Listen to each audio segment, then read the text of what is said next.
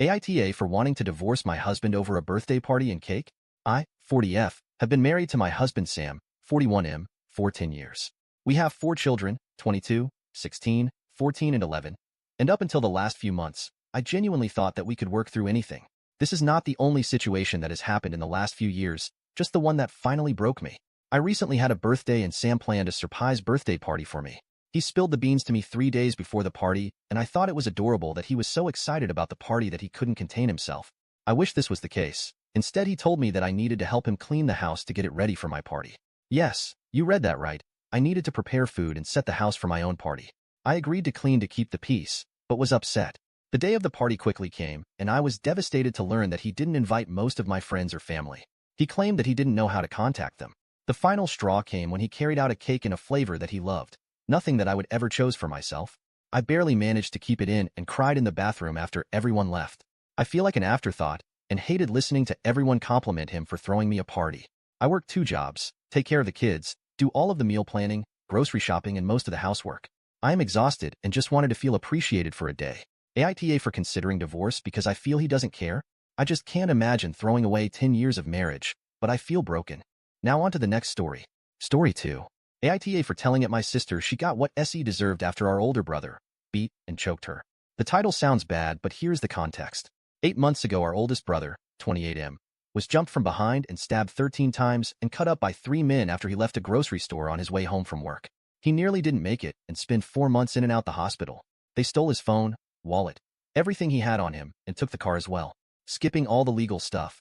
So far, only one of the men responsible has been caught when he tried to pawn some of my brother's things. After my brother got discharged from the hospital, he moved back in with our parents. All 3 of us kids are living with our parents at the moment. My sister is 20F, I'm 21M, and obviously my brother 28M. Due to what happened, my brother developed PTSD and has been diagnosed with PTSD. It was so bad that he couldn't allow anyone to walk behind him at all. He didn't even want to leave the house. I have to say that my brother is doing very well, or was doing well up until my idiot sister. He is going to therapy, no problem taking his meds, and like I said, he has been doing very well to the point that he doesn't completely freak out when someone is behind him, and he has been able to leave the house. Although he still completely avoids grocery stores at the moment, and sometimes still hyperventilate if we have to stop somewhere at night, but he is working on it and is getting better. I have to give it to his therapist, that lady is amazing. She has even helped the family and his girlfriend understand better, and giving us the knowledge and tools to assist my brother better. This is what happened. A little more than a week ago, my brother came home around 8 p.m. after visiting his girlfriend. My idiot sister thought it would be a good idea to hide behind the front door in the dark and jump on my brother from behind when he entered the house.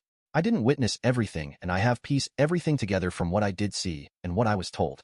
My brother freaked out and slammed my sister against the wall, choking her, and punched her repeatedly.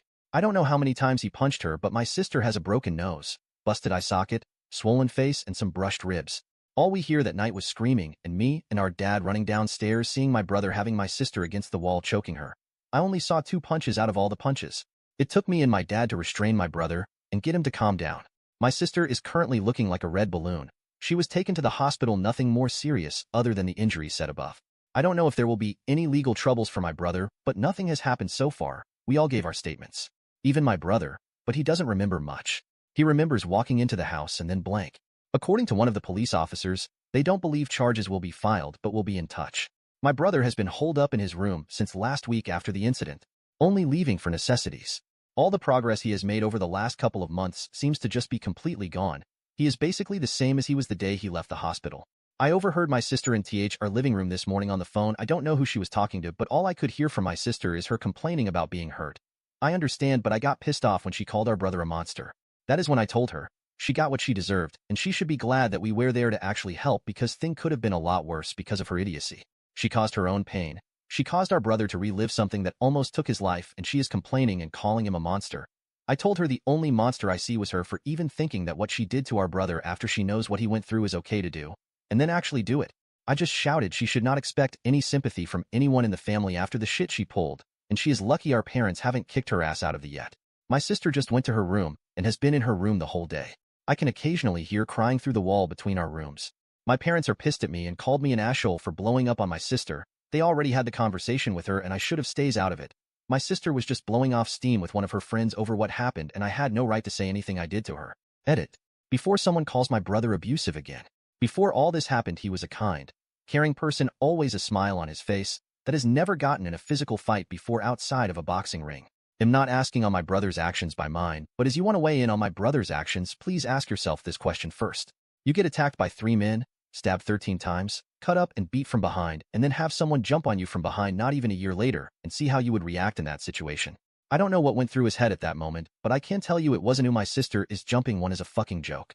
It was something like, I'm getting attacked again. I have to protect myself. Thank you everyone who subscribed me and like my videos.